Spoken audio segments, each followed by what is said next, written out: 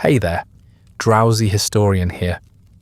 Tonight, you are a young sailor aboard the USS Indianapolis, proud in your uniform, certain that steel and duty will keep you safe. You will cheer as the ship leaves port, laugh with your shipmates under the Pacific stars, and never imagine how quickly fire, water, and hunger will strip that pride away. Before we cast off and sail into the Black Pacific, do me one small favour. Tell me where you're listening from and what time it is there. If you'd prefer these stories without ads, you can join the Patreon. It's linked in the description. And if you want the ultimate immersive experience, consider using a pair of wireless earbuds. They're comfortable, discreet, and designed so you can wear them even while sleeping. I've linked my favourite pair plus other sleep tools in the description. Now, lie back, get comfortable. Let's begin. The morning sun throws a sharp glimmer across the steel hull as you climb the gangway, boots thudding on metal that smells faintly of oil and salt. Around you, sailors jostle and grin, adjusting caps and tightening straps, the nervous energy of departure buzzing between them. Below on the pier, families press close to the rails, waving kerchiefs and shouting names. A mother clutches her child so tightly, you wonder if the boy can breathe. But he waves anyway, small arm flailing like a signal flag. The band strikes up, brass blaring against the chatter of gulls, and the USS Indianapolis begins to shift from shore, ropes cast off one by one. You feel your chest swell, not only with pride, but with something harder to name, the thrill of being part of something too big to grasp, something that might just outlast you. The decks are spotless for the occasion, steel scrubbed bright, paintwork gleaming in the sun. Officers stand in their whiters like chess pieces, stiff-backed and unreadable, while the crew fills every spare inch of railing, waving toward the shore as though their arms could bridge the distance already growing wider. You join them, though no one waits for you on the pier. Your wave is less for any face in the crowd, and more for the idea of being seen, remembered, folded into the moment. The ship's horn bellows, a sound that rattles through your chest, and seems to declare to the world that she is moving again, that nothing could possibly stand in her way. The water churns to froth as tugboats guide the cruiser into deeper channels, the city shrinking behind you into a scatter of warehouses, cranes, and spires of smoke. You can almost trick yourself into believing this is all a celebration, a parade in your honour, though you know the truth is more subdued. The war has bent everyone into its shape. Faces on the pier are drawn, eyes red from late nights and ration lines. But today they look hopeful. For once they can send their sons away with cheers instead of fear. The war is nearly over. The ship itself seems to hum with that knowledge, its engines steady, the deck vibrating beneath your boots, like the pulse of some enormous creature. You let yourself breathe it in, the mingled scents of salt air, machine grease, and tobacco smoke curling from men's lips. The ship feels like a fortress, walls of steel against the endless sea, and you cannot imagine what could possibly break through it. Veterans among the crew swap knowing jokes about storms and boredom, but you have not yet learned the cynicism that comes from years afloat. To you, the ship is new, eternal, unsinkable. You lean on the rail and imagine the stories you will tell one day, of sunsets on the Pacific, of ports in strange lands, of serving on the very vessel entrusted with the most secret of missions. Orders bark across the deck, crisp and efficient, and the sailors shift into practiced rhythm. Ropes coiled, flags raised, guns swiveled into idle positions. Every gesture speaks of discipline and order, the machinery of war rendered neat and almost beautiful. You find yourself standing straighter, shoulders back, the weight of your uniform settling differently now that it belongs to the sea. Around you, the laughter of your shipmates rises and falls, nervous but bright. One man promises another a drink in San Francisco. A third brags about the girl waiting for him in Honolulu. You listen, smiling, letting their confidence fill the hollow in your stomach where unease might otherwise creep in. The band fades behind you, its last notes scattered by distance. Already, the land is a smudge, the pier too far for you to pick out faces. Still, men wave until their arms ache, clinging to the last connection to home. Eventually, even the most stubborn give up, hands falling to their sides as they turn toward the ship itself, toward the days and duties ahead. You do the same. The Indianapolis is all you have now, her bulk stretching vast around you, her guns silent but ready, her decks buzzing with the footfalls of more than 1,000 men. For the first time, you sense the scale of her, the enormity of the crew required to keep her alive. A petty officer bellows an order and you snap to attention, joining the others in your section. The work is simple enough. Inventory, inspections, endless checklists that make the ship's departure look smooth and effortless from above. Below deck, men sweat and strain to keep everything in order.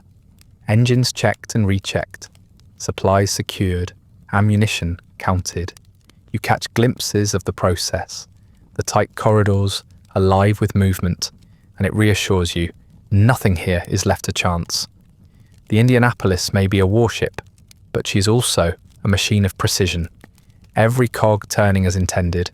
When your duties ease, you return to the deck, drawn to the open sky. The city is gone now. The horizon, all sea and sun. The ship's wake, a frothing path that stretches back toward land, as though daring you to follow it. Some men linger in knots, playing cards on crates, smoking, or simply staring out at the waves. Others pace the deck, restless, with energy that has nowhere to go. You join them for a while, pacing the length of the railing, hand trailing along the cool metal. The air tastes different already, sharper, brined with the promise of distance. You imagine the path ahead, though you know little of it. Islands and waters marked only on maps you will never see, destinations spoken of only by officers in closed rooms. Still, you feel proud. You are part of a crew entrusted with something important enough to require secrecy, important enough to send a ship like this rushing across the Pacific. That thought steadies you. The world may be chaos, but here there is purpose. Here there is certainty. Every boot step on deck, every shouted order, every line of men at mess reinforces it. You eat your supper surrounded by that confidence, metal trays clattering, voices rising in chatter that echoes down the corridors. For all its size, the ship feels crowded, alive with movement and noise, and you take comfort in being part of the press of humanity inside its walls. As evening deepens, the sky bleeding orange into purple, you climb again to the deck. The coastline is long gone, the land a memory behind you. The last gulls wheel away, unwilling to follow further, leaving only the open expanse of sea and sky. Men cluster along the rails to watch the sunset. Voices quiet now, as though they all sense the same shift. The passage from shore to ocean, from home to something larger and more uncertain. You stand among them, cap in hand, and let the moment wash over you. The air is cooler here, the breeze brisk and carrying the promise of endless distance. For the first time you realise the sheer vastness of the Pacific, and how small even a ship like this becomes upon it. Darkness comes swiftly, stars crowding overhead, the ship's lights flicking on, one by one. You settle into your assigned berth, the close air thick with sweat and the scent of canvas. Around you, men murmur in low voices, trading jokes or muttering prayers, some already asleep, their bodies swaying unconsciously with the rhythm of the ship. You lie awake a while longer, feeling the steady vibration of the engines through the frame of your bunk. It is a sound that comforts you. In your mind, the ship seems immortal, a giant immune to the dangers whispered in sailors' tales. The days begin to blur almost at once, shaped less by the horizon and more by the rhythms of duty. Every morning comes the same way.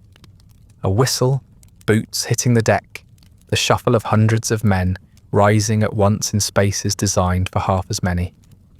You swing yourself out of your berth and join the others in the narrow corridor, elbow to elbow, heading toward whatever task has been assigned.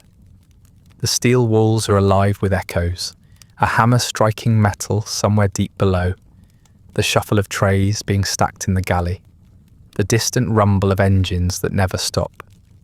It is a kind of order that swallows you whole, a daily pattern that leaves little room for thinking. Your hands grow familiar with rope, bucket and brush.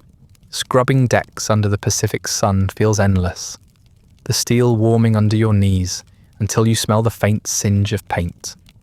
Salt spray creeps into every seam of your clothing, leaving white crusts on your cuffs. You work shoulder to shoulder with men who curse, joke, and sing in equal measure, their voices rising above the slap of water and the rasp of brushes. When one of the officers strolls by, the chatter quiets for a moment, replaced by the hiss of bristles and the scrape of buckets. Once he passes, the laughter resumes, louder than before, as though mocking his attempt to command silence. You learn quickly when to laugh, when to keep your head down, and when to let your grin hide behind the brim of your cap. Meals come as relief and as ritual. The smell of coffee hits you before you reach the galley, bitter but strong enough to cut through the haze of fatigue. Metal trays clatter against one another. Ladles slap stew into compartments. Bread is handed down the line in hunks that disappear before you sit. You learn to eat quickly, not because anyone tells you to, but because the space is so cramped, the line behind you so long, that hesitation feels like a crime. Men swap cigarettes across the table, deals struck in whispers over who will finish whose portion. Sometimes you trade for seconds. Sometimes you give up your bread in exchange for a story or a chance to skip the next chore. The food itself is bland, but hunger dulls complaint, and the simple act of sitting down, tray balanced on your knees, feels like luxury. After mess, the ship bustles again. Some men vanish below to tend machinery, their shirts darkening with sweat in the engine rooms. Others climb to the lookout posts, scanning the endless horizon for anything out of place. You find yourself assigned to watch more often than not, standing stiff-backed, eyes stinging from the glare, the sea stretching in every direction without a single landmark. At first you search for shapes, for specks of land or silhouettes of ships. Soon you realise there is nothing to find. The ocean is not a map you can read, but a flat expanse that mocks the idea of progress. Hours pass, and when you're relieved at last, it is with the vague sense that the world itself has stood still. Evenings are kinder. Men gather in corners of the deck, cards shuffling, dice rattling against the floor. Cigarettes glow in cupped hands, small stars against the darkening sea. You join in when invited. The game's a mixture of skill and cheating that no one seems eager to enforce. The laughter rolls across the deck, punctuated by the occasional song half remembered from home. The stars above are brighter than you've ever seen them, the Milky Way spilling across the sky so vividly that it feels as though you could dip your hand into it. You lean against the railing, the steel cool against your arms, and let the sound of voices mix with the ocean's steady hiss. In those moments, the ship feels almost like a floating town, each man with his place, each laugh a reminder that you are not alone. There are, of course, less pleasant parts of the routine. Cleaning latrines is a punishment. No one escapes for long. The stench clings to your nostrils, no matter how much water you splash across the floor. You gag, mutter curses, and get on with it, knowing that the man beside you is just as miserable. The tight quarters of sleeping berths leave no privacy, bodies pressed close in hammocks, and bunks that smell perpetually of sweat. At night you sometimes wake to the snore of the man above you, or the restless shuffle of someone turning in his sleep. Complaints are half-hearted at best. The ship leaves no room for real solitude. And you accept that your life belongs not to yourself, but to the thousands around you. On watch again the next day, you notice how sound carries strangely across the sea. A laugh from the far deck reaches you, clear as if the man stood beside you. The engines drone endlessly, a deep vibration that seems to settle into your bones, becoming part of you. At first it distracts you, but soon it is like the sound of your own heartbeat, steady and comforting. The horizon remains empty, but the ship itself is never still. Gulls follow for a time, then vanish, leaving you with nothing but sky and water. You wonder briefly how many men have stood in this same place, convinced that their world was nothing more than a strip of deck and the eternal ocean beyond. Your friendships deepen in small ways. A man shares his ration of chocolate with you. Another teaches you a trick with cards. Another shows you how to tie a knot faster than regulation. Each exchange is minor, but together they weave a net of belonging. You learn the names of men from towns you've never heard of, men who joke about farms, factories, and women left behind. They tell you stories half in truth and half in boast, and you laugh whether you believe them or not. In turn, you share what little you have, your words joining theirs in the great blur of conversation that fills the empty hours. Slowly, the crew becomes more than faces in a crowd. They become the shape of your days, the background against which everything else unfolds. The ship itself becomes familiar. You know the feel of the rail beneath your palm, the echo of your boots in the narrow passageways, the way the sunlight slants through the open spaces at noon. You notice how the paint peels in corners, how the smell of oil never fully leaves the air. The cruiser is vast, but in time you learn its paths well enough to walk them half asleep, your body moving on instinct. You belong here now, part of the machinery that keeps the whole alive. The thought comforts you, even as it erases the edges of who you were before.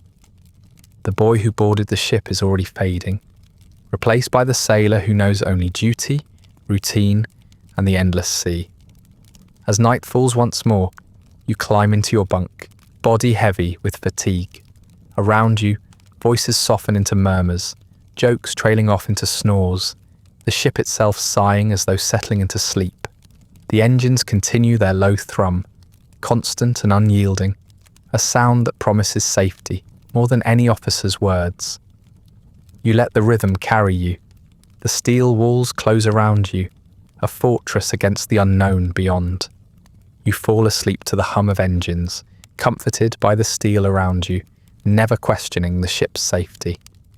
Routine has settled into you so deeply that even the smallest ripple feels like a storm. After days of scrubbing decks, standing watch, and eating the same stew from the same dented trays, whispers begin to move among the crew.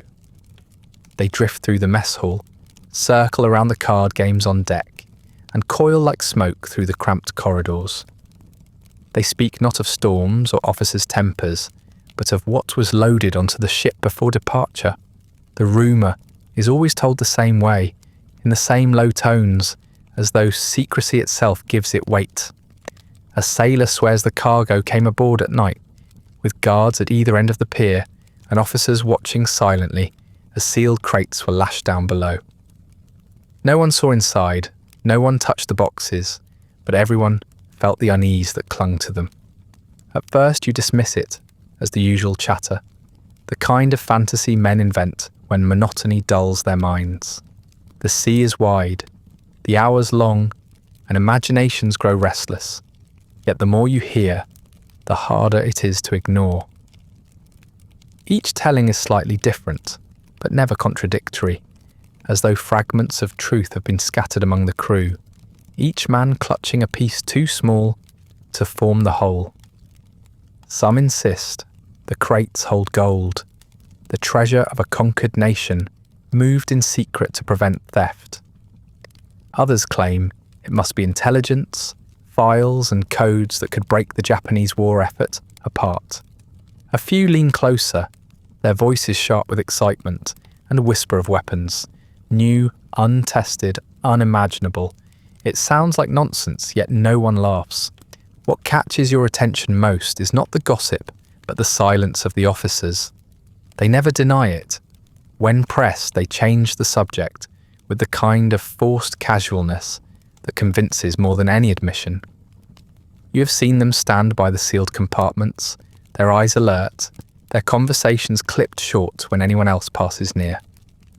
A sentry has been placed where none is usually needed, his stance more rigid than routine calls for. The very absence of information becomes a presence, filling the ship's corridors like an unseen weight. You begin to believe, not because of what you hear, but because of what is left unsaid. The secrecy transforms the mood of the crew, where once men laughed freely about girls back home or argued over who owed whom a cigarette, now conversations drift back again and again to the mystery in the hold. Jokes are made of it, half-hearted, nervous jokes that carry an edge of awe. Someone quips that you're hauling enough explosives to light the sky from here to Tokyo. Another laughs and says you'll all glow in the dark by the time you reach port. The laughter always comes too quickly, too sharply, and dies just as fast. Even in jest, no one shakes off the thought that this ship is carrying something the world will remember. You try to picture it when you're on watch. Your eyes sweep the horizon, as they should, but your mind sinks inward, imagining rows of wooden crates, iron bands clamped tight, labels stamped with warnings in block letters. You imagine machinery packed in straw humming faintly, even in silence. You imagine that the air below deck is different in those sealed compartments, thicker somehow, as if heavy with consequence. None of this is confirmed, of course. You never see the cargo yourself. But the imagination fills the gap so easily that it hardly matters. Belief grows in the cracks where certainty is denied. By night, the theories take on a reverence. Men in hammocks murmur to each other long after lights out, their voices carrying softly in the dark. You hear one claim the cargo will end the war in a single stroke, a weapon powerful enough to make further fighting unnecessary. Another insists it is something more subtle, codes, plans, a lever to pry apart the enemy's resolve. A third says nothing at all, but hums tunelessly, as though words themselves might draw punishment. Listening, you feel both skepticism and pride. Doubt gnaws at the edges of the stories, but pride grows larger, swelling to fill the space that uncertainty leaves behind. The work of the ship continues, and yet it feels altered. Scrubbing decks no longer seems like drudgery, but a duty in service of history. Every bucket of water poured across the steel seems to prepare the vessel for the burden it carries. Standing watch is no longer just scanning the endless horizon for silhouettes that never appear. It is guarding something that could tilt the balance of the entire war. Even meals feel charged. The clatter of trays and the murmur of voices like the background hum of a machine, greater than any one man could comprehend. The mystery below has made everything above feel necessary. The change in yourself surprises you. You had boarded the ship already proud to serve, already convinced that your place here mattered. But now that pride has sharpened into something stronger, a conviction that what lies beneath your feet is larger than any single battle, larger than even the ship itself. The thought fills you when you walk the deck, shoulders back, spine straighter than before. Even your fatigue feels different. The ache in your arms after a day of labour tinged with meaning rather than dull complaint. You are tired, but you are tired for a reason. Sometimes, when the nights are clear, you stand at the rail and look out over the black Pacific. The stars above are vast, scattered like cold sparks, and for a moment you feel suspended between them and the hidden weight below. The ocean is endless, the sky unbroken, but you know that the most important thing is carried inside these steel walls. invisible to all but those aboard. The secrecy isolates you, and yet it binds you closer to your shipmates. You sense it in the way conversations falter when officers approach, the way laughter turns hushed when talk edges too near the truth. Everyone feels it, even if no one admits it outright. Speculation never settles, but certainty takes shape nonetheless. Whether gold, codes, or weapons, the truth hardly matters anymore.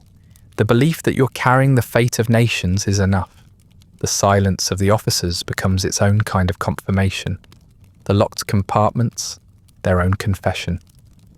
You cannot shake the thought, nor do you wish to. For all the monotony of the days, for all the sameness of the sea, you have been granted a place in something greater than yourself. And so you accept the rumours, cradle them, let them shape you.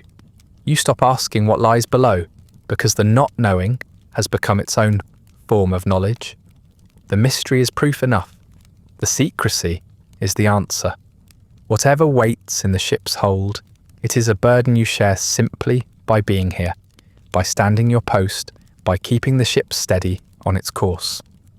The weight presses down, not as fear, but as privilege. You don't know the details, but you know you're part of history. The thought makes you stand a little taller. Pride lingers in your chest, yet routine reclaims you. With no battles on the horizon, no alarms screaming through the ship, evenings belong to you and your shipmates. When the sun dips low, the sky turns the kind of gold that makes even steel look gentle. The heat softens, the breeze cools, and for a few hours the ocean feels like the most peaceful place on earth. Men gather in loose knots along the rails and huddle on the deck with cigarettes glowing between their fingers, the smoke curling upward into the dusk. The chatter drifts easily, laughter punctuating the waves, the stress of duty dissolving in the shared comforts of camaraderie. You find yourself sitting cross-legged on the deck with a small group, the salt breeze tugging at your collar, a cigarette passed from hand to hand. Someone tells a story about a girl back in New Jersey who supposedly wrote him every week since boot camp, though none of you believe she exists. Another boasts of the fishing trip he'll take as soon as he's home, swearing he knows a river so full of trout you could scoop them out with your hands. These stories are half lies and half longings, but no one cares. They're told not for truth, but for warmth, reminders that there is something beyond the endless water.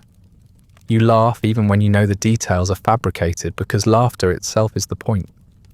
The Pacific horizon stretches flat and endless, the line between water and sky fading into one. As twilight deepens, the stars spill out above you, sharper than you have ever seen them on land. With no city lights to dull them, the constellations blaze overhead in dizzying numbers. Someone points out Orion, though the belt looks tilted, unfamiliar here in the southern waters. Another swears he can see the faint smear of the Milky Way like chalk dust across black velvet. You tilt your head back, cigarette ember glowing in the corner of your mouth, and let the vastness settle over you. The sea is huge, but the sky is larger still, and for a moment the worries of war shrink until they are nothing. Talk turns naturally to home. It always does. A man across from you hums a tune his mother used to sing, the words long forgotten, the melody wavering but sweet. Another recalls the smell of bread from his father's bakery, the way it drifted down the street each morning. Someone else admits he has no idea if his wife gave birth to a boy or a girl, his last letter arriving months too late to carry the news. The voices blend into one another, overlapping, each memory sparking another. You find yourself picturing your own home, the familiar streets, the taste of food that did not come ladled from a metal pot. The ocean may surround you, but in your mind you walk familiar ground. Laughter swells again when someone pulls out a deck of cards. You join the circle, dealing yourself in, the slap of cardboard on steel almost drowned out by the gusts of wind. The game is fast, rules bent, accusations of cheating thrown around without malice, cigarette stubs are pushed forward as stakes, along with the occasional scrap of chocolate or can of fruit saved from rations. No one wins much, no one loses much, but the game itself becomes the evening's entertainment. You watch your shipmates grin, groan, and curse with exaggerated dramatics, and for a while, the war feels impossibly far away. From time to time, the officers walk past, their silhouettes dark against the horizon. They say little, perhaps a curt nod, perhaps nothing at all. Even they seem subdued in these moments, their faces softened by the glow of lanterns, their shoulders less stiff. The weight of secrecy, of duty lingers, but the peace of the evening touches everyone. You can almost believe that officers and enlisted men alike are united in the simple act of sitting under the stars, breathing in the same cool air, grateful for the same pause in the world's demands. When the laughter dies down, the quiet that follows is no less comforting. Men sit in silence, shoulders touching, gazes fixed on the horizon or the heavens. The sea sloshes against the hull in steady rhythm, a lullaby older than war. You close your eyes and breathe deeply, the salt air filling your lungs, the smell of tobacco clinging to your clothes. For once there is no need to speak, no orders to follow, no whistles or alarms.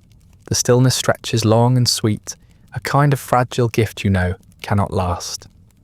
On other nights, men bring out harmonicas or makeshift instruments, fashioned from whatever scraps are available. The notes are uneven, wavering against the steady hum of engines, but they carry with them an unmistakable tenderness. You find yourself tapping your boot against the deck in time, your head swaying with the rhythm. The songs are not about war or victory, but about rivers, hills, girls and streets far from the Pacific. They are reminders of lives paused, not erased. Each note carries a longing that touches everyone listening, the silence after the last chord heavy, with unspoken dreams.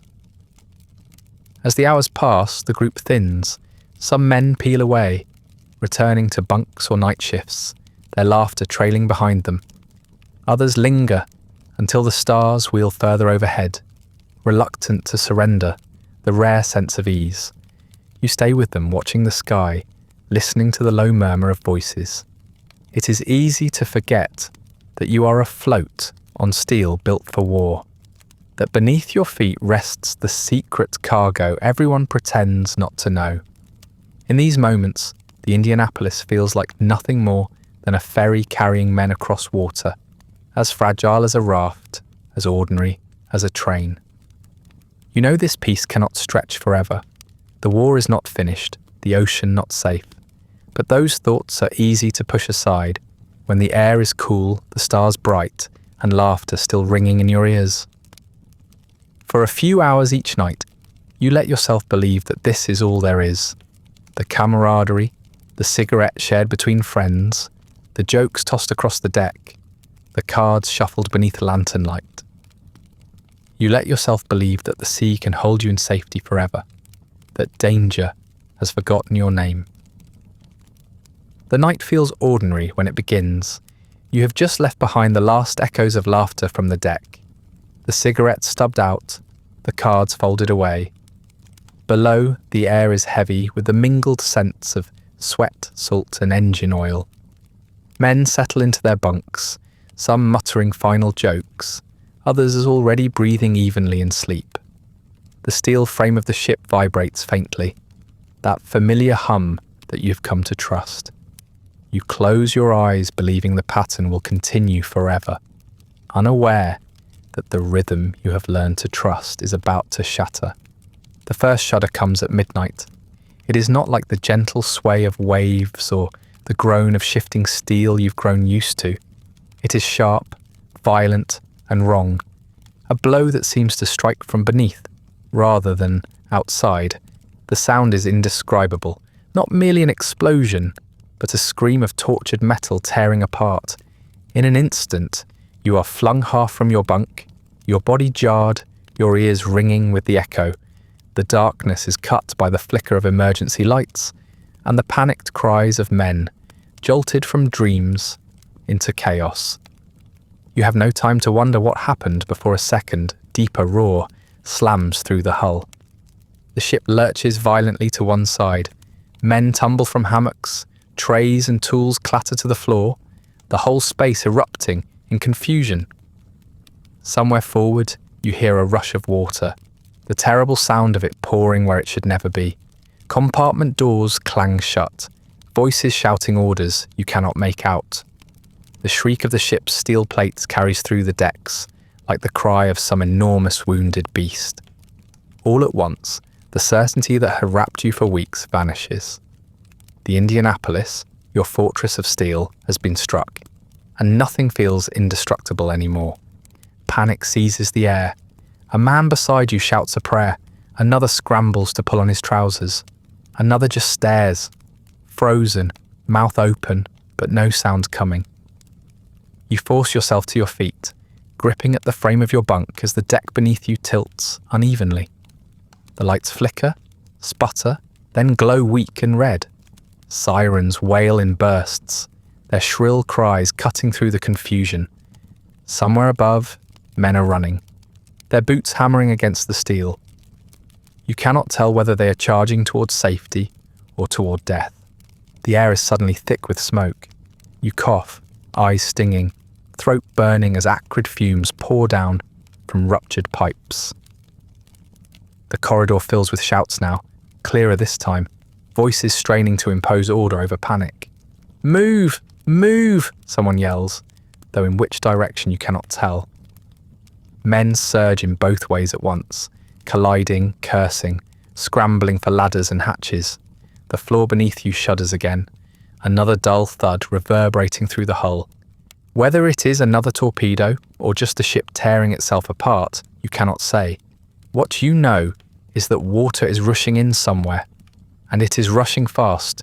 You push forward, one hand on the wall to steady yourself, as the incline worsens. The metal is slick with condensation and oil, your palm sliding, your boots skidding on the tilted deck. A man shoves past you, eyes wild, clutching nothing but the shirt on his back. Another stumbles, his head striking the corner of a hatch, and he goes down in a heap, unmoving as the tide of bodies surges over him. You want to help, but your own survival pulls you onward. Guilt is swallowed by instinct as you keep moving, shoving through the crush toward the nearest ladder. The sounds multiply into a hellish chorus. Water pours in somewhere with a relentless roar. Fire crackles in another direction, the acrid bite of burning fuel mixing with the reek of oil. Above it all rise the screams, men crying out in fear, in pain, in prayer. Some call for their mothers, others bark orders, as though sheer willpower could hold back the flood. The ship herself groans, the steel bending, rivets popping like gunfire. You realize dimly that you are inside a dying machine, and its death throes will crush everyone who does not escape. You catch the sight of flames licking down a corridor, orange lights spilling across the walls. A line of men scramble past, some with clothes half burned, skin blistered, their screams high and raw. The fire and water seem to be racing one another, one devouring air, the other devouring steel. Both are faster than any man can run.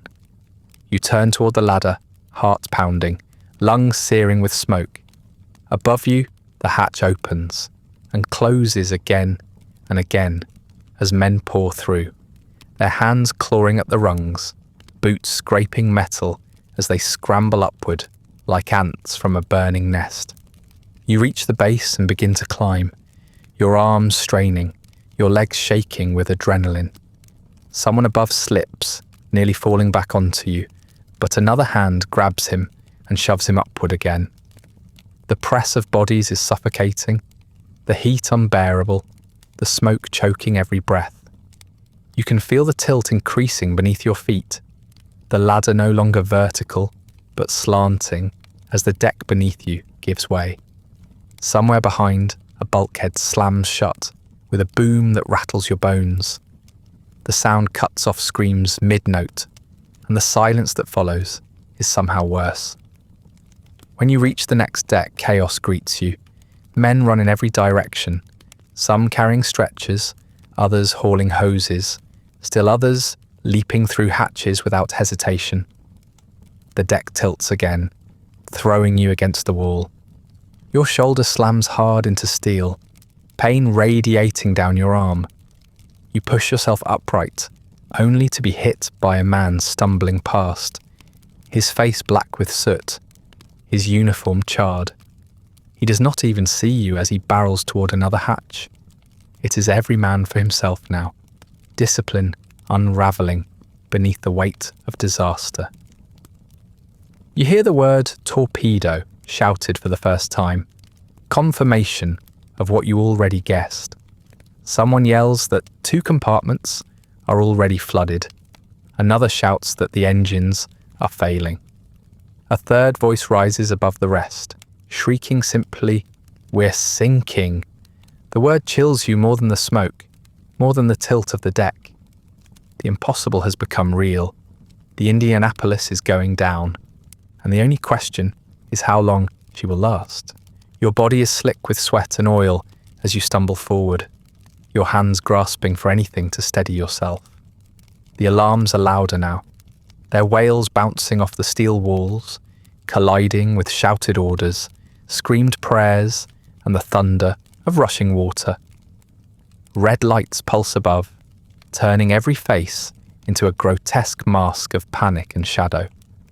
The air is suffocating, every breath a battle against heat and fumes.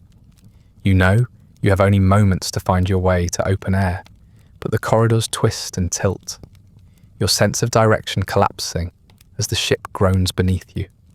Another explosion rips through the hull, throwing you off your feet. You crash against the wall, your ribs aching, the air punched from your lungs. The lights flicker again, then hold steady, dim and red. Somewhere nearby, a man wails in agony, but his voice is quickly swallowed by the roar of water bursting through a rent in the bulkhead. The flood surges into the corridor, icy and merciless, sweeping away debris and men alike. You scramble to your feet, slipping, clawing at the wall, knowing instinctively that you must keep moving or be taken. The deck tilts again, sharper now, the incline unmistakable. Men slide across the floor, some into fire, some into water, their cries cut short in different ways. You stagger onward, desperate, shoving yourself toward the next ladder, the next chance at escape. The air is full of the metallic taste of smoke and salt. Your throat raw, your chest heaving. Orders are still being shouted somewhere. Calm, commanding voices trying to cut through the madness, but the noise of collapse drowns them out. You scramble for a way out as the ship groans louder. The steel fortress you once believed indestructible, now collapsing into chaos. The alarms still scream when you reach the open deck, their shrill wails carried away by the night wind. Smoke pours upward in twisting plumes, black against the dim red glow of emergency lights. Flames flicker from ruptured compartments, throwing grotesque shadows across the steel. Men are everywhere, running, shouting, stumbling, some stripped half naked, others still pulling on boots, as though the formality of uniform could protect them from disaster. The deck is slick with oil and seawater, the air thick with heat and the acrid bite of burning fuel. You feel your boots slide beneath you as you fight to stay upright on the tilting surface. From the far side of the ship comes the unmistakable rush of water as it surges through torn hull plates, drowning compartments faster than the pumps could ever hope to match. You hear trapped men pounding against sealed bulkheads, their fists a dull drumbeat that rises for a moment before it is muffled and gone. Others are caught in flames, their cries raw and unearthly as they stagger from the hatches, skin blistered, uniforms alight. The ship itself seems alive in its agony, groaning and shrieking as rivets pop and metal tears. The fortress you trusted feels like a coffin, splitting apart around you. Men begin to leap. Some throw themselves into the sea with desperate abandon, clutching life vests, wooden planks, anything that floats.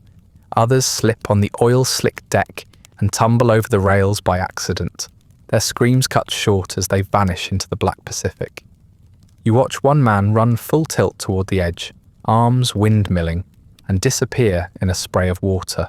Another tries to lower himself down carefully, clinging to ropes only to lose his grip as the ship tilts further, his body striking the hull before the sea swallows him whole. The choice to jump or remain seems less like a decision and more like inevitability. You hesitate, caught between terror of the flames and terror of the ocean. The water below glistens with oil, black and rainbow, reflecting firelight like molten glass. The thought of plunging into it, of choking on that slick, makes your stomach lurch. Yet the ship is sinking beneath you, the deck tilting sharper every minute, the steel groaning like a dying animal. Men shout orders that no one can follow, their voices drowned in chaos. Someone cries, "Abandon ship!" But the order feels redundant. Everyone is already fleeing one way or another. The tilt grows sharper. You find yourself staggering toward the rails, whether you mean to or not, gravity dragging you across the slick deck. The guns loom above you like monuments, their barrels angled awkwardly toward the sea as if bowing to it. Fire rages behind you, heat pressing against your back, the air thick with smoke. You cough, eyes watering, lungs burning, vision blurred. Around you, men scramble like ants across a collapsing anthill, some colliding, some falling, some frozen in place until they're shoved aside by the tide of bodies. The screams blur together. Some are close, ragged with fear. Others are distant, echoing from compartments already half flooded. You cannot tell where one ends and another begins. You stumble past a man cradling his arm, bone gleaming white where fire has stripped flesh away. He looks at you without seeing, his eyes wide and glassy.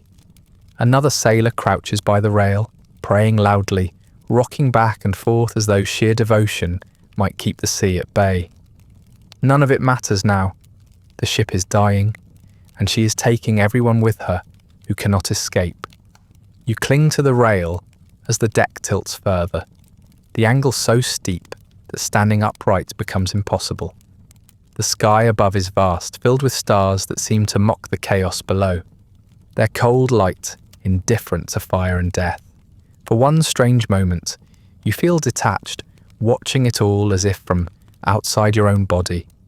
The flames, the smoke, the desperate men flinging themselves into the black water. It feels less like a battle and more like the slow collapse of something too big to comprehend. You are not fighting an enemy. You are fighting the sea itself, and you are losing. Water surges across the deck now, sweeping away boots, crates, even men who lose their grip. You hear the deep, hollow gurgle of the ocean, filling spaces where men once slept, where you ate and laughed only hours ago. The ship's bow dips lower, dragging everything with it. The stern rises behind you, looming higher and higher, the screws almost visible in the firelight. For a moment it feels as though the entire ocean has tilted, the horizon itself sliding, dragging you down into it. The realization strikes you cold. This is no longer a ship. It is already debris, already lost. You know you cannot cling to it much longer. The rail beneath your hands is slick with oil, your fingers sliding despite your desperate grip. Around you, others make the same decision, pushing themselves over the edge into the waiting dark. The water below boils with men, their shouts rising in a chorus of panic as they struggle to stay afloat in oil and wreckage. Some call for help, others for mothers, others only scream. Their voices roar and ragged. The smell of burning fuel mixes with the salt air, searing your throat with every breath. For a heartbeat you hesitate still, staring at the water below, its black surface streaked with fire where slicks have ignited.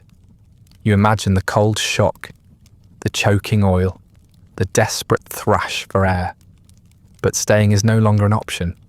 The tilt has grown unbearable, your feet sliding, your body already leaning toward the sea. Somewhere deep inside, instinct shoves you past hesitation. You force yourself up and over the rail, your body heaving into empty air, the ship falling away behind you. The plunge steals everything.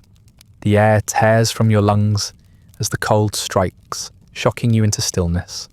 The water closes over your head, thick and choking with oil, burning your eyes, flooding your nose and mouth. You kick upward, thrashing, desperate for air, breaking the surface with a gasp that tastes of salt and fuel. The noise of the ship is muffled now, distant. The chaos reduced to echoes carried across the black waves. You clutch at the straps of your life vest, your arms slick with oil, your legs kicking against unseen debris. When you lift your head, you see her.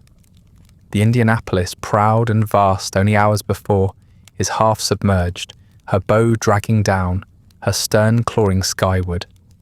Flames dance along her decks, men still leaping from every side, some vanishing into the water with hardly a splash. The groan of tearing steel carries across the waves, the final protest of a fortress undone. For a moment she hangs there, caught between sky and sea, and then with a slow, terrible grace, she slides forward, vanishing into the black water. The ocean swallows her whole, the surface erupting in foam and oil, then closing again, as if nothing had ever been there. You're left bobbing in the dark, the water heaving beneath you, the smell of oil filling your nostrils, your arms clinging desperately to your vest. Around you float hundreds of men, their voices rising and falling in waves of panic. The ship is gone, your home swallowed in minutes, and only the vast ocean remains. Debris drifts everywhere, shattered planks, floating crates, twisted shards of steel. You choke on the stench of salt, smoke, and oil, every breath searing your lungs. Men cry out all around you. Some call names, searching for friends in the chaos, their voices rising and breaking in panic. Others shout prayers or curses, words swallowed by the roar of the ocean. A few are silent, their bodies limp, faces pale against the black water, already claimed by the sea. You feel yourself surrounded, pressed by the sheer number of men floundering in the swells, each one trying desperately to stay above the surface. Some cling to planks or rafts, others clutch their life vests so tightly their knuckles whiten. You tighten your grip on yours until the straps bite into your shoulders. The waves heave and dip, tossing men against one another. Someone grabs your arm in blind panic, dragging you down for a moment before letting go, thrashing away towards some unseen salvation. Another man kicks wildly beside you, his boots striking your side as he tries to scramble onto a piece of floating debris. His weight is too much. The plank tips, and both of you are thrown back into the sea. You gasp, coughing oil from your throat, your stomach convulsing as you gag on the foul taste. The water burns your eyes, stings your skin, and yet there is no escape from it. The ocean has become both your cradle and your prison. In the chaos you glimpse faces you recognize, though none seem the same as they did hours earlier. Men who laughed at cards now scream in terror. Voices that sang familiar songs now beg hoarsely for help. One man clutches his side, blood darkening the water around him, his expression locked in shock as he drifts past. Another claws at his vest, tearing at the straps as though the canvas itself was strangling him. You reach out instinctively, but he slips from your grasp, vanishing into the crowd of flailing bodies. The enormity of it presses in. Not a handful of men lost, but hundreds scattered, drowning together in the middle of an endless ocean. The sky above remains star-filled, indifferent to the carnage below. The ship's final groans still echo in your ears, though the vessel herself has vanished entirely, swallowed so quickly that it feels impossible she ever existed. The water churns with the remnants of her passing, the foam stained black with oil, the sea littered with fragments of the life you lived only hours before. A hatch drifts past, half submerged, followed by a sailor clinging desperately to a length of rope, still tied to a splinter of mast. He meets your eyes, lips moving silently, before the waves pull him away. There is no direction here, no sense of place, only survival in the shifting dark. You try to keep your movements small, conserving strength, but the ocean will not let you be still.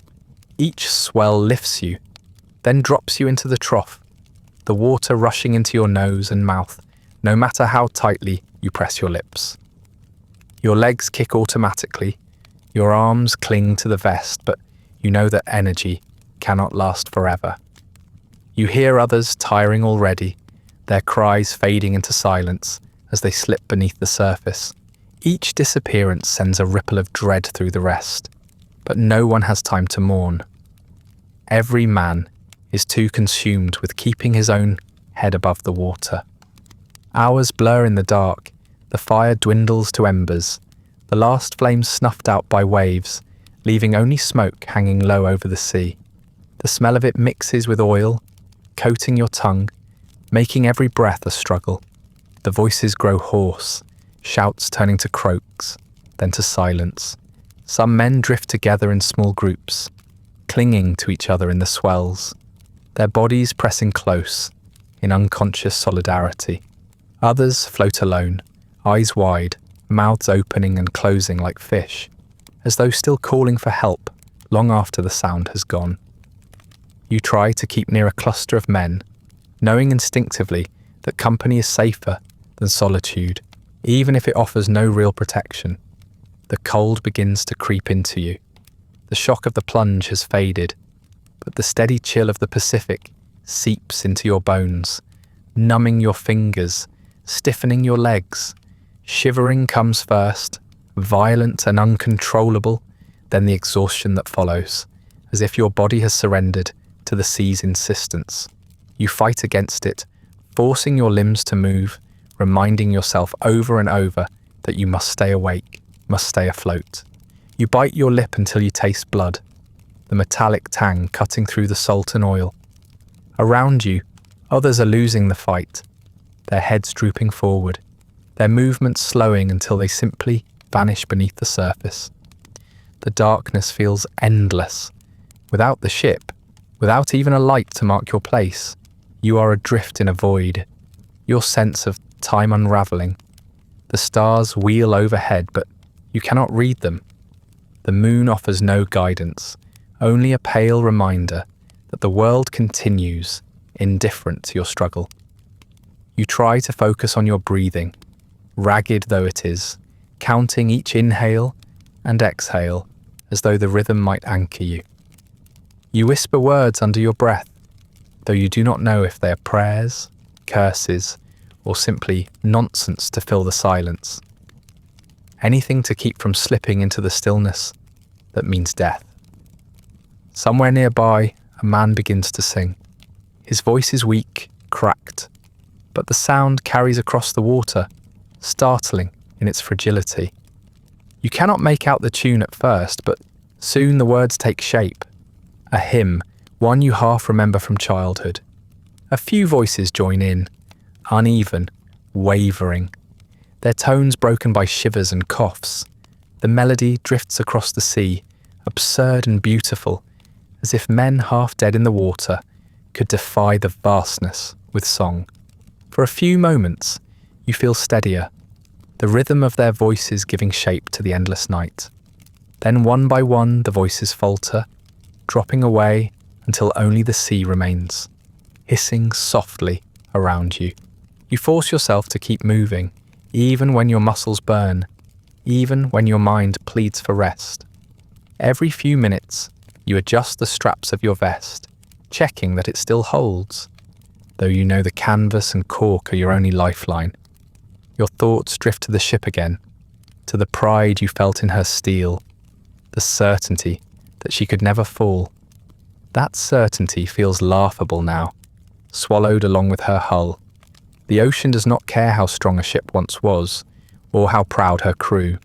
She lies in pieces on the seafloor now, and you are left floating in her grave. At last the horizon begins to pale. It is not much at first, a faint grey smear that might be imagination, but it grows, spreading slowly across the black sky. The stars fade, one by one, until only the thinnest scatter remains. The waves reflect the light, their surfaces gleaming like sheets of cold metal. For the first time since the torpedo struck, you can see the full scope of your situation. Men bob across the swells, in every direction, their heads dark against the water, their arms clutching whatever fragments of wood or rope they could seize. Some drift together, in huddled groups, others float alone, silent and still. The sea stretches endless around you, unbroken by land, unmarked by ship, vast beyond measure. Dawn reveals the truth in merciless clarity. There is no Indianapolis, no horizon dotted with sails, no salvation rising from the east. There is only water and men, scattered like flotsam across the Pacific, clinging to life as the sun climbs higher. At first you think the dark triangle cutting the surface ahead is only a trick of the waves. The sea is restless, the swells rising and falling, the light shifting strangely on the water, but the fin glides with deliberate motion, slicing straight and true. Another appears behind it, then another, and your stomach turns cold. Fins circle lazily at first, unhurried, as though confident there is no need to rush. You are not alone in the water. Something else has come to claim it. The first scream comes from a man drifting 20 yards away. He thrashes violently, his arms slapping the surface in blind panic. The water boils around him, and then he is gone, pulled under so suddenly that silence swallows his cry.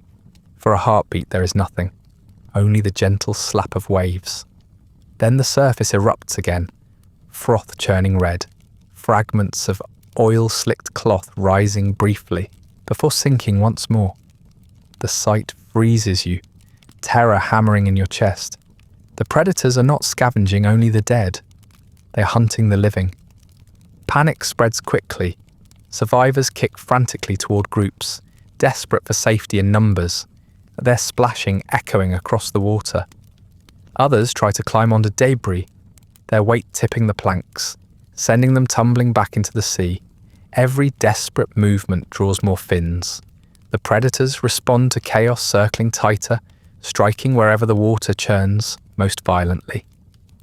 A man nearby tries to swim toward you, his eyes wide with terror, but before he reaches you, his body jerks downward, dragged beneath, his scream bubbling into nothing. A moment later, his life vest floats empty, bobbing like a cruel reminder of what it once held. The water begins to bloom with stains of red, each one spreading outward like ink in paper. The metallic tang of blood mixes with the thick, chemical stench of oil until you gag with every breath. You taste it on your tongue, feel it sting your nostrils. Around you, the ocean shifts from dark blue to mottled black and crimson. The waves carry pieces past you that you dare not look at too closely. Fragments of cloth, shreds of flesh, all dissolving into the sea's appetite. Some men try to fight back, lashing out with fists or boots at the shadows beneath them. One manages to drive away a circling shape with a desperate kick, only for another to strike from below, his body spinning as he is dragged down, his cry echoing once before it is cut short. Another sailor clings to a floating hatch, pounding the wood with his fists, as though noise could keep death at bay. The effort only draws the predators closer. The hatch tips suddenly, and both man and wood are pulled under in a violent swirl of foam and red. Each attempt at resistance seems only to hasten the end. You realise with sickening clarity that movement is death. The men who thrash, who shout, who fight, they vanish first. Those who drift more quietly, who allow themselves to be carried by the swells, are less noticed. You force your breathing to slow, though every nerve in your body screams at you to flee. Your heart pounds so loudly, you fear the sea itself can hear it, yet you hold yourself still, your limbs limp, your body bobbing like a corpse. Instinct urges you to swim, to lash out, to survive by motion. But instinct has no place here. Here you must unlearn everything you know. The fins continue their grim patrol. You see the curve of grey backs beneath the surface, the flash of white bellies as the creatures roll just below. They bump against bodies, testing, deciding. Sometimes they pass on. Sometimes they strike. The randomness shreds your mind more than certainty would. You cannot predict who will vanish next, only that someone will. Each brush of water against your leg feels like teeth about to close. Each ripple sends a jolt of panic up your spine. You want to scream, but you cannot. Noise is another kind of thrashing. Noise is an invitation. The sun climbs higher, pressing heat onto your skin, baking the oil that coats you until it feels as though your pores themselves are clogged with fuel. Thirst scratches at your throat, your lips cracking wider with each gasp, but fear eclipses even thirst. You watch the survivors around you shift slowly into silence. The cries that filled the night are gone. Men whisper now, or say nothing at all. Their eyes dart nervously from fin to fin, their mouths tight with the knowledge that a single misstep could draw death. You are no longer sailors waiting for rescue. You are prey, floating helpless in a field of hunters. A body drifts near you, its face down, its limbs limp. One of the predators rises beneath it, jaws closing with terrifying speed. The corpse jerks once, then disappears, dragged into the depths. The efficiency of it chills you more than the violence. There is no struggle, no hesitation, only hunger met with certainty. You begin to understand that the sea does not care whether you're alive or dead. To the creatures circling below, all are the same. From time to time, sudden bursts of chaos erupt. A cluster of men breaks into shouts when one of their number is taken, their panicked movements splashing wildly. Within seconds, fins converge on them, the surface boiling in a frenzy. The screams rise, then cut off, leaving only red drifting across the water. The rest of you drift farther apart, afraid even of proximity, each man realizing that being too near another could mean being dragged into his struggle. Isolation becomes its own form of safety. You float alone now, surrounded by others who also pretend to be alone, all of you trying to vanish into stillness. Your body aches with the effort of doing nothing. Muscles cramp from holding still. Lungs burn from shallow breathing. Nerves twitch with the desire to thrash. But you force yourself into silence, into stillness, into death's imitation. You let the swells carry you, rising and falling with the rhythm of the sea. Your arms dangle limp, your eyes half-lidded, your body slack against the vest. A fin slices the water so close, you feel the wake brush against your cheek, and still you do not move. You have learned the first law of this new world. To live, you must disappear. You drift quiet and cold, your heart hammering inside a body you pretend is lifeless. The ocean rocks you gently, deceptively, as if conspiring with the predators circling below. You know you cannot play dead forever, but for now it is enough. The lesson of stillness lingers in your muscles, every instinct chained by fear. Yet as the hours pass, new torments rise to take the shark's place. The sun climbs higher, fierce and pitiless, pressing down on your head until the crown of your skull feels as though it has been left under a blacksmith's hammer. The ocean reflects the light upward as well, doubling the assault, so that your skin burns from above and below at once. By noon you can feel your lips splitting, each breath stinging as salt settles into the cracks. Your tongue swells inside your mouth, thick and useless, filling the space where words used to form. Talking becomes agony, swallowing nearly impossible. You are left with silence, not from fear of predators, but because your body itself refuses speech. The thirst drives men first to muttering, then to madness. You watch it happen. One sailor dips his cupped hands into the sea and drinks greedily, the salt water spilling down his chin. For a moment, his face is radiant with relief, as though he has discovered salvation. Then his features twist, his stomach convulses, and he retches violently until nothing comes out but bile. Minutes later, driven by thirst, he drinks again, as though hoping the ocean has changed in the space of a breath. His eyes grow wild, his laughter cracked, and then with sudden determination, he dives beneath the surface, kicking downward, as though land waits for him just below. He does not return. Others follow the same pattern. They try to resist at first, whispering hoarsely about the danger, shaking their heads as companions lower their mouths to the sea. But eventually, the body overpowers the mind. Men who once swore never to yield drink until they vomit, then drink again, until their eyes glaze and their limbs twitch in spasms. Some begin to hallucinate, pointing toward imaginary ships on the horizon, insisting they can see smoke, sails, lights. A few swim toward those visions with frantic strokes, splashing wildly until fins rise around them and the sea boils red once more. The rest of you drift silent, knowing that even without sharks, they would never return. The hunger gnaws more slowly, less urgent than thirst, but no less cruel. You dream of bread, of meat, of fruit bursting with juice, but when you wake there is only salt on your tongue and oil on your skin.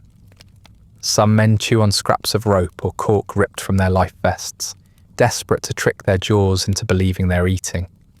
Others gnaw their fingernails bloody, then spit the fragments to the sea. The emptiness in your stomach becomes a constant ache, your body consuming itself piece by piece to stay afloat. Yet it is thirst, not hunger, that rules every thought, every desperate glance toward the horizon. The sea and sky remain mercilessly unchanged. Each dawn looks like the last.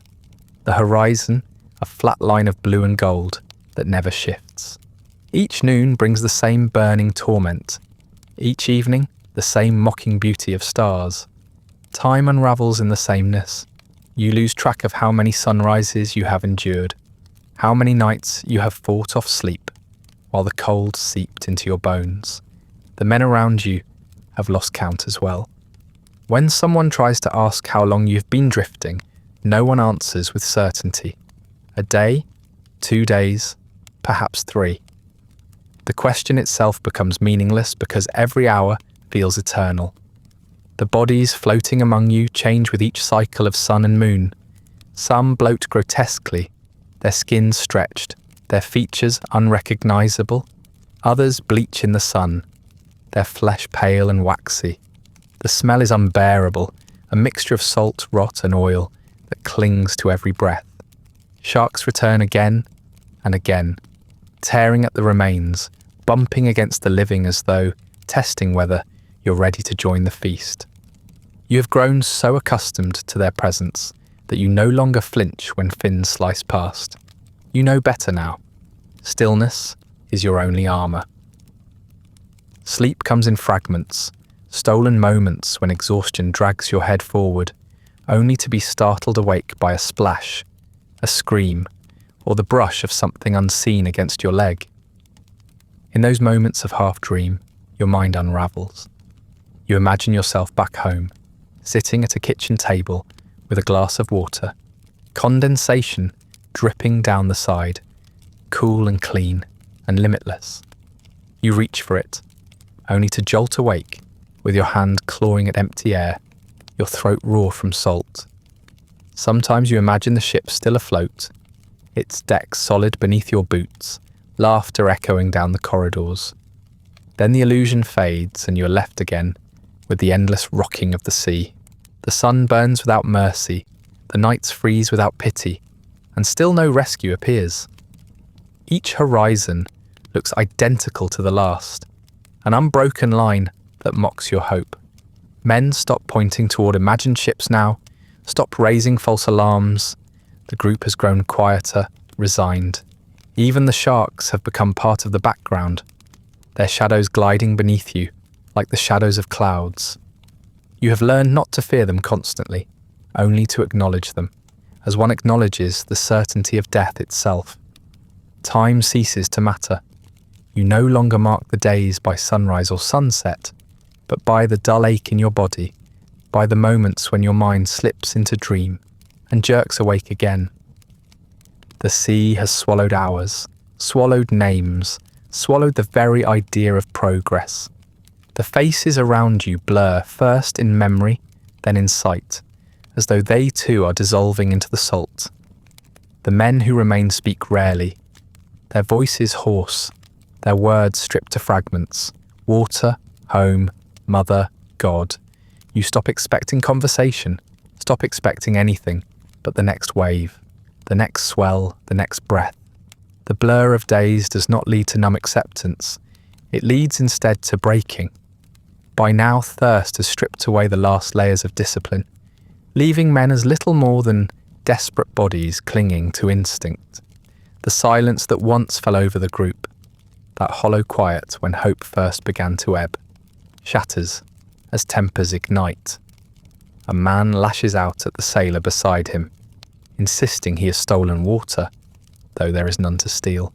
His fists strike weakly, splashing more than landing blows, but soon others are drawn into the thrashing, each convinced the other has taken something. The fight ends with one sinking, too tired to keep his head above the waves after wasting energy on rage.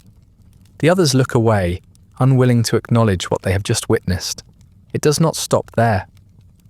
Other fights break out, some for scraps of debris, some for imagined insults, some for no reason at all. A man claws at another's vest, convinced it will float better than his own. They wrestle in the swells until one breaks free, leaving the other drifting, too exhausted to recover. Another sailor, half mad from thirst, screams that someone has cursed him, his voice rising in guttural rage. He beats at the water with his fists until his strength is gone, and then he is simply gone, sinking without even a struggle. Each eruption leaves fewer survivors, and those who remain are quieter, their eyes haunted, as if afraid that madness might leap from one man to the next, like a contagion. Hallucinations grow more vivid as dehydration deepens. At first they are small things, a glimmer of green that men swear is land, a glint of metal they mistake for a rescue ship. But soon they become full visions. One man insists he sees an island just beyond the horizon, its palm trees swaying, its shoreline beckoning. He strikes out toward it with weak strokes, shouting that he will bring back coconuts for the rest. He swims until his body convulses, until his cries dissolve into gargles, until the sea swallows him whole. Another points skyward, swearing he can see planes circling, ready to drop supplies. He waves both arms, laughing hysterically, his eyes fixed on nothing. When no planes come, his laughter turns to sobbing, then silence. Others imagine rescue ships so vividly, they begin to call out instructions, ordering their companions to swim toward them. Men follow, some out of shared madness, others because hope is more dangerous than despair. They strike out toward horizons that hold nothing, their bodies weak, their movements frantic. The sea answers with fins or else with exhaustion, and soon the group grows smaller still. You watch it happen again and again, until you stop trying to call them back, knowing your words will not reach minds already broken. The bodies around you decay in the sun.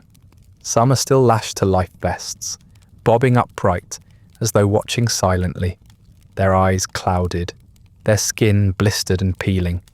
Others float face down, their limbs stiff, their backs bloated by heat. The smell grows unbearable, a rancid sweetness layered over oil and salt. Sharks continue to circle, bumping against the living and tearing at the dead. You watch one corpse dragged down, only for pieces of it to resurface minutes later, drifting past your legs. You cannot look away, though every instinct begs you to. The ocean is littered with reminders of what you're becoming. Companionship, once a fragile comfort, now turns into a source of fear. Men suspect each other of hoarding imaginary food or water. Some try to climb onto debris already occupied, clawing and kicking, until both are overturned. Others cling too tightly to those beside them, dragging companions under in their desperation to keep afloat. You find yourself drifting farther from the groups, choosing solitude over the risk of another man's madness pressing too close. The voices around you grow fewer and more fragmented, mutters and groans replacing conversation. When you glance at the faces still above water, you no longer see recognition. Only hollow stares, as though each man has already begun to drift somewhere beyond the body. Your own mind begins to falter. Sometimes you see shapes on the horizon, shimmering in the heat, ships that vanish as soon as you blink. Other times you imagine that you hear the ship's engines again, the steady thrum that once lulled you to sleep, echoing faintly beneath the waves. You turn your head, expecting to see the Indianapolis rising whole from the depths, her decks gleaming, her crew waving. Then the sound fades, leaving only the hiss of the sea and the crackle of your thoughts. You shake your head until your vision blurs, desperate to stay tethered to reality. But the line between waking and dreaming grows thinner with each passing hour. You try to keep your body still, conserving every shred of strength, but your thoughts betray you. You remember the cargo whispered about on deck, the weight of history hidden in sealed compartments. You wonder if it matters now, if it has sunk beyond reach, if the ocean has claimed even the fate of nations along with the ship. You laugh bitterly, though the sound rasps from your throat like broken glass. What good is being part of history when you're dissolving into it, nameless and forgotten, one more body in the sea's ledger? The laughter fades quickly, leaving you weaker than before, but for a moment it felt like defiance. Around you, men slip beneath the waves without ceremony. Some go slowly, their heads dipping lower, their chins brushing the surface before they vanish. Others sink suddenly, as though pulled by invisible hands, their vests failing or their bodies simply surrendering. Each disappearance shocks you less than the last. At first you count them, trying to keep track, to measure how many remain. But numbers lose meaning. Every time you glance around, the group looks smaller, and you know that soon there will be too few to even form a circle. Counting becomes pointless, a cruel reminder of dwindling odds. You stop trying. The sharks continue their rhythm, appearing and vanishing like phantoms. Sometimes they strike at the edges of the group, pulling a man down in a swirl of red. Other times they glide by without touching anyone, their fins slicing close enough that you feel the wake. You no longer flinch. The fear is still there, coiled deep in your gut, but exhaustion dulls its edge. You cannot live on terror forever. You begin to see the predators not as monsters, but as part of the water itself, inevitable and constant. You drift among them as though they are shadows, reminders of what waits when your body finally gives out. Your sense of self begins to unravel. You catch yourself staring at your own hands as though they belong to someone else. The skin blistered, the knuckles raw, the nails cracked and bleeding. Your legs move automatically beneath the surface, but you no longer feel them as your own. You imagine that you're already half dead, your body simply going through motions until the sea finishes its claim. The distinction between you and the corpses floating nearby grows thinner. You look at their faces, waxy and pale, and you see your own reflection in them. It is not a future to dread, but a present to acknowledge. Night and day cease to matter. The sun burns, the stars glare, the water rocks you endlessly, and it all feels the same. Time no longer marches, it pools around you, stagnant and cruel. You stop asking how long you have been here. You stop thinking about how long you can last. The questions themselves dissolve into the haze. There is only the water, the bodies, the circling fins, and the faint pulse of your own heart. At last, even fear itself begins to erode. You do not fear the sharks, nor the thirst, nor even the moment your head might dip below the surface and not rise again.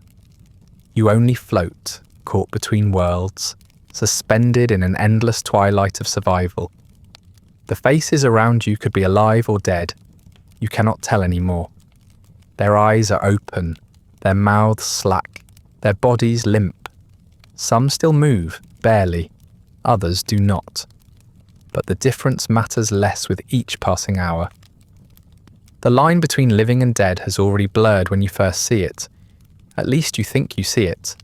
A glimmer in the sky, a shape moving across the endless blue. Too small at first to be certain. You blink, convinced it is another hallucination. One more mirage conjured by your broken mind. Men around you mutter about ships, about islands, about visions they alone can see. You fear you're joining them, slipping at last into madness. Yet as you squint, shading your eyes against the glare, the outline sharpens. It is not an island, not a dream. It is the faint silhouette of a patrol plane droning across the horizon. For a moment you do nothing. The sight is so unexpected, so impossible, that your body forgets how to react. Then instinct crashes through the haze. Your arms rise, heavy as lead, thrashing weakly above the water. A cry tears from your throat, hoarse and cracked, more croak than voice. Others do the same. Voices rising ragged, arms flailing in the air. The plane circles lazily, its silver body glinting in the sun, as if mocking your desperation. You cannot tell whether it sees you or not. The distance is too great, the sky too bright. Hope surges anyway, a flood so sharp it hurts worse than thirst. A flare bursts from the plane, red smoke trailing across the sky. For an instant, silence falls among the survivors. Then the realization spreads like fire. The pilot has seen you. The plane banks, tilting its wings in acknowledgement before roaring off toward the horizon. Men sob openly now, their bodies shaking with a release of emotion long buried. You feel your chest heave with laughter that breaks into tears, the sound unrecognizable in your own ears. For the first time since the torpedo struck, you believe that you might live. But rescue does not come quickly. Hours pass after the plane vanishes, leaving only the memory of its smoke. Doubt creeps in again. Some whisper that it was only another vision, that the smoke itself was a trick of the light. Others cling to faith, repeating over and over that ships are on their way, that the pilot will not abandon them. The waiting gnaws at you, worse than thirst, worse than fear. Every swell of the horizon seems to promise salvation, only to deliver more sea. The sun burns overhead, the water bakes oil deeper into your skin, and you feel hope sour into agony. The sharks do not wait politely for rescue. They continue their patrol, circling beneath, brushing against your legs, striking now and then when a man thrashes or drifts too far from the group. Each scream jerks you back into terror, a reminder that the ocean does not care whether salvation is on its way. Men vanish one by one, claimed in the same rhythm that has haunted every day since the sinking. The difference now is that the survivors refuse to let despair swallow them whole. Every attack, every disappearance is met with frantic words. Hold on, the ships are coming. You cling to the words as much as to your vest, even as the sea does its best to prove them false. At last, the horizon breaks. A dark speck appears, low and steady, growing larger as the hours drag on. Another ship, then another. The planes return as well, circling above, dropping life rafts and supplies that splash into the water like gifts from the heavens. Men scramble weakly toward them, their arms feeble, their voices cracking with cries of gratitude. You drift closer too, every motion costing more than it should, your body trembling with exhaustion. When your fingers brush the edge of an inflated raft, the texture feels unreal, like something from a dream. You clutch it with everything left in you, afraid it will vanish like so many illusions before. Rescue ships approach slowly, carefully, their bows cutting through the waves with measured precision. From their decks, sailors peer down in shock at the sight of you, all scattered across the water. Their voices reach you, shouting encouragement, calling instructions, promising safety. You want to shout back, to tell them how long you have waited, how many you have lost, but your throat produces only a rasp. Still, the meaning is clear. You are alive, and they have found you. The work of rescue begins. Lines are thrown, nets lowered, strong hands reaching down into the sea. One by one, men are hauled aboard, their bodies skeletal, their eyes hollow, their skin blistered by sun and salt. Some collapse instantly, unconscious the moment they feel solid deck beneath them. Others cling to their rescuers, sobbing, unable to let go. You watch them rise from the water as if being lifted from the grave, each one transformed from flotsam back into a man. The sight nearly undoes you. When your turn comes, you hardly remember how it happens. Arms grab you under the shoulders, lifting, pulling, dragging your frail weight upward. Your body dangles, limp, the vest slipping against your ribs, your legs useless. For a terrifying moment, you fear you will fall back into the sea, but then rough hands grip tighter, heaving you over the side. You collapse onto the deck, coughing violently, water and oil spilling from your lungs. The solid steel beneath you feels alien, too firm after days of nothing but waves. You clutch at it anyway, pressing your cheek against the deck. The tears on your face, indistinguishable from the salt water dripping from your skin. Around you, the deck is alive with chaos. Rescuers move frantically, hauling bodies up, cutting vests away, shouting for medics. Survivors lie scattered, skeletal forms wrapped in blankets. IV lines already snaking into arms. Some are barely conscious, others stare blankly at the sky, unable to comprehend that they are saved. The air smells of antiseptic and sweat, a cruel relief after days of oil and rot. For the first time, in what feels like eternity, you are surrounded not by water, but by walls, voices, and the certainty of human touch. Your body trembles violently, the shock of survival shaking through every bone. You are too weak to rise, too dazed to speak, but you know you are safe at last. The sea lies behind you, still hungry, still circling, but it no longer has you in its grip. The first thing you truly remember after rescue is the glare of white light. It is not sunlight this time, but the harsh glow of hospital lamps, shining down on rows of narrow beds. The steel deck beneath your cheek has been replaced by a thin mattress. The salt sting of the ocean, traded for the sterile scent of antiseptic. Tubes snake into your arms, their clear lines dripping fluid into veins that feel too dry to carry it. Nurses move quickly between the cots, their starched uniforms whispering as they bend to check pulses, record numbers, adjust bandages. You hear their voices murmur in disbelief, their clipped words of training betrayed by the shock in their eyes. You catch a glimpse of yourself in the reflective glass of a cabinet nearby, and for a moment you do not recognize the hollow figure staring back.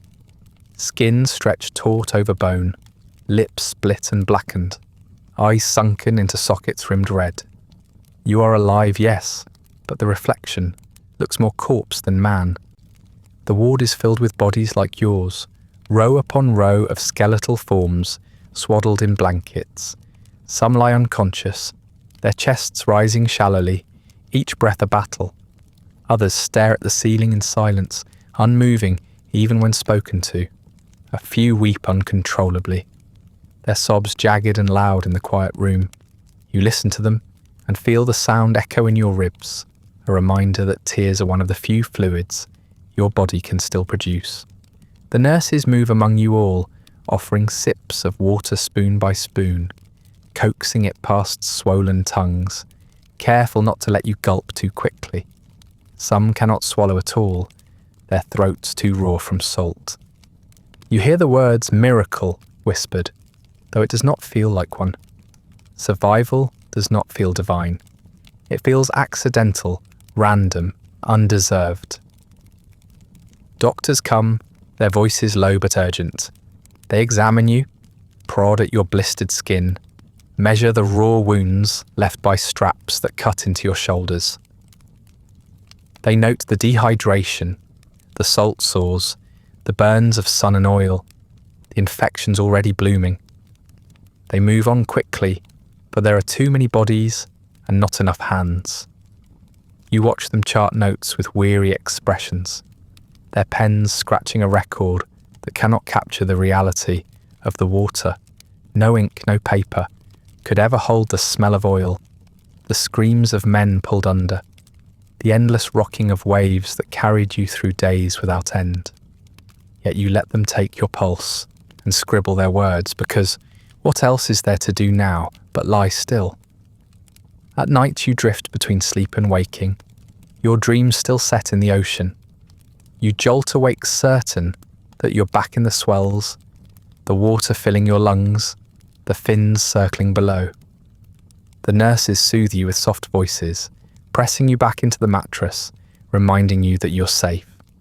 The word safe feels strange, brittle, as though it might crumble at the touch. You listen to the steady drip of IV lines, the shuffle of slippers on tile, the soft rustle of bed sheets. They are gentle sounds, but they do not quiet the memories. Each time you close your eyes, you see the sea again. Each time you breathe deeply, you taste the oil. Letters arrive for some men, delivered by officers who stand awkwardly at the foot of beds. Mothers, wives, sweethearts. Their words are meant to comfort, to reassure, to tether the survivors back to the world beyond these walls. Yet the letters bring as much pain as solace. They speak of waiting at home, of prayers answered, of joy at the news of survival. You read one and find yourself unable to respond. The words on the page seem meant for someone else, some version of you that went to sea proud and whole. You no longer know how to write back. What could you say? That survival was worse than death? That every time you close your eyes you see the ocean still filled with bodies? The paper stays blank on the table beside your bed, your pencil untouched. Visitors come too, officials in pressed uniforms with clipped voices. They ask questions about the night the ship went down, about what you saw, about how many you think were lost. Their pens scratch just as the doctors did. Their brows furrow, their mouths set in grim lines. They do not stay long. You realise quickly that they are not here for you, but for the record, for the story that will be pieced together in reports and meetings. You answer when you can. Though your voice is hoarse, your throat still raw, but the answers feel inadequate, fragments torn from a memory too vast and too terrible to reduce. When they leave, you feel hollowed out again, your testimony nothing but a small ripple against the enormity of what happened. Days pass and your body begins to mend, though slowly. Water restores some life to your veins. Food returns weight to your bones. Bandages cover the sores until scabs form beneath. Yet the mirror still shows a gaunt stranger. You study your reflection and wonder whether he will ever resemble the sailor who once stood proud on the Indianapolis deck. You doubt it. Some losses cannot be undone by rations or rest. You feel the ship still inside you, hear her groans in the quiet, see her flames behind your eyes. You carry her death in your body, in every scar, in every rib that juts too sharply against your skin. When at last you leave the hospital, the world greets you with a mixture of relief and indifference. Newspapers carry headlines about victory, about Japan's impending defeat, about the dawn of peace. The story of your ship is there too, though buried among other reports, condensed into columns that speak of numbers and timelines. The loss of hundreds is framed as tragedy, yes, but also as a footnote in the war's final chapter. You walk down streets where people smile and cheer, celebrating the end of bloodshed, and you wonder how they can celebrate when the sea still holds so many of your friends. Their joy feels distant, unreachable, like sunlight seen through thick glass. At home, you are greeted with embraces, with meals set before you, with beds freshly made. People call you lucky, a miracle, a hero. You nod because it's easier than explaining the truth. You smile faintly, though the act stretches your skin in ways that feel unnatural. In the quiet of your room, you lie awake staring at the ceiling, your ears filled not with silence, but with the remembered cries of men calling for mothers, for water, for mercy. You close your eyes and see faces bloated in the sun, lips split, eyes glassy. You hear splashes, screams cut short, the hiss of water closing over them. The bed beneath you feels soft, safe, but your body tenses as though bracing against another wave. The days pass, but the ocean does not release you. Its memory clings tighter than any embrace, heavier than any medal, louder than any celebration. You carry it in your bones, in the ache that never fades, in the way your skin burns at the touch of sunlight. You carry it in your mind, in the dreams that drag you back each night, in the visions that blur waking with memory. People tell you that you survived, that you should be grateful. You nod again, but the truth whispers otherwise. You recall the pride of that first departure, when the ship gleamed under the sun, and families waved from the pier, their voices carrying over the water. You remember the way your chest swelled with certainty as the Indianapolis cut a path into the Pacific, her decks alive with chatter and her engines humming with power. You were convinced that nothing could touch her, that steel and discipline were shields against all danger. You recall too the whispers of the mission, the cargo loaded in secrecy, the locked compartments guarded by officers whose silence told you more than their words. You felt chosen then, part of something larger than yourself. Even if you could not name it, the irony remains sharp now. The mission that helped end the war also sealed the fate of the ship and her crew. Victory and loss bound together, written in the same breath. The memory of that pride feels foreign, as though it belonged to another man. You think of the boy who leaned on the rails in the evening, laughing with shipmates under the stars, unaware of what waited below the horizon. That boy is gone, dissolved into the oil-slick waves, scattered among the wreckage and the cries of drowning men. In his place stands someone older, even if the mirror shows a face still young. Survival has aged you differently, not in years but in weight, in the heaviness that clings to every thought. Pride has no place in what you endured. It has curdled into something quieter, something brittle, something that tastes more like guilt than glory. You try to measure the worth of what was carried in the hold, the secret mission that demanded such speed and such silence. History will tell you it was necessary, that the weapon delivered would end the war, that countless lives on both sides were spared by its use. Perhaps that is true, but when you close your eyes, you do not see saved lives. You see the faces of the men who slipped beneath the waves, who whispered for mothers and prayed to empty skies, who fought off sharks with fists that had no strength left in them. You see the hollow eyes of those pulled into rafts, skeletal and sunburnt, their voices hoarse from thirst, their bodies marked by days adrift. You see them, and you cannot balance their loss against the ledger of war. Numbers mean little when you still hear the cries in your dreams. The world moves on quickly after war. Headlines change, celebrations erupt, and the dead are catalogued, their names etched on lists, their sacrifices folded into speeches. Yet you carry something less tidy, less presentable, the memory of oil burning your eyes, of blood clouding the water, of fins circling endlessly, the memory of silence after screams, of companions vanishing without a trace, of time dissolving into hallucination and madness. These things do not fit neatly into ceremonies or reports. They linger instead in the quiet moments, in the hours when you wake in the dark and taste salt on your lips, though no sea is near. They linger in the way you look at a glass of water, both grateful and fearful, as though it might still betray you. When people call you lucky, you smile faintly, because what else can you do? They do not understand that survival is not a gift, but a sentence.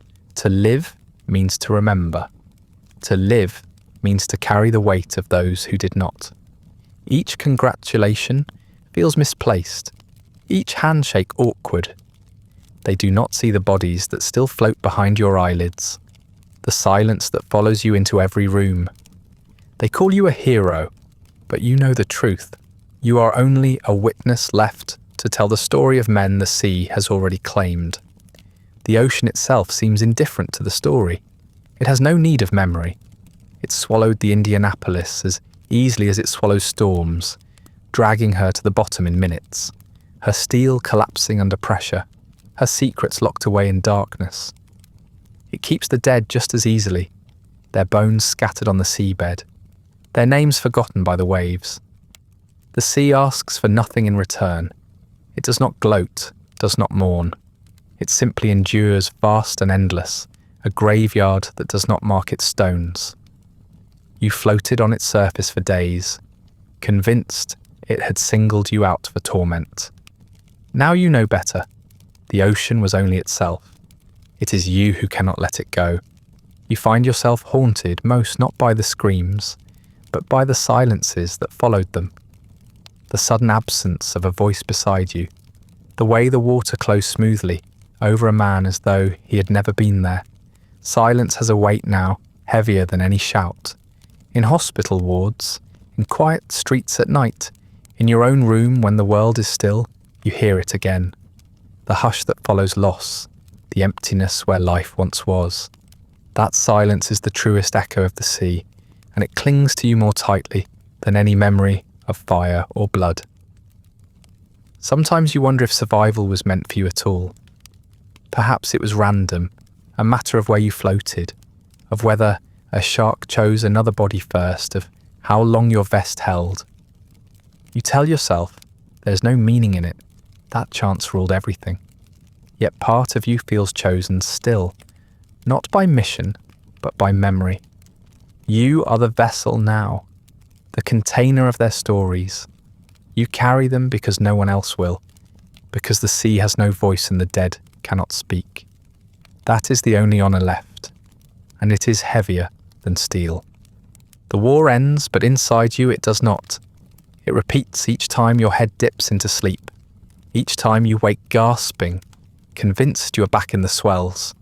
It repeats in the taste of salt, in the sting of sun, in the brush of water against your skin. You live in two worlds now, the one that cheers and celebrates, and the one that still rocks with waves, still swarms with fins, still burns with thirst. They overlap until you cannot tell which is more real. You smile for the living, but you belong also to the dead. In quiet moments, you remember the boy on the deck at departure, waving at a horizon that promised adventure. You want to reach back across time, to tell him what waits ahead, to strip away the illusions before he can believe them. But he would not listen. No one ever listens to warnings about the sea, about war, about survival. He would laugh, and he would wave, and he would stand taller with pride, blind to what was coming. Perhaps that is necessary. Perhaps illusions are the only way men climb aboard ships at all. You survived, but not to be celebrated. You are merely a witness, a reminder, while the sea keeps its dead. And that brings us to the end of tonight's slow descent into the fate of the USS Indianapolis, a ship that carried victory in her hold, only to vanish into the Pacific and leave her crew to the mercy of thirst, sharks, and silence.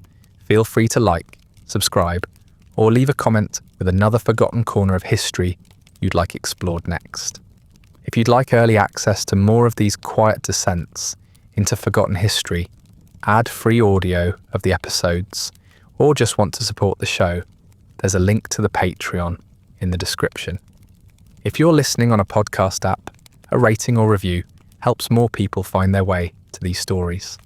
And special thanks to the supporters who make this show possible, including our chroniclers, Andrew S. and Rich Davis. Sleep well.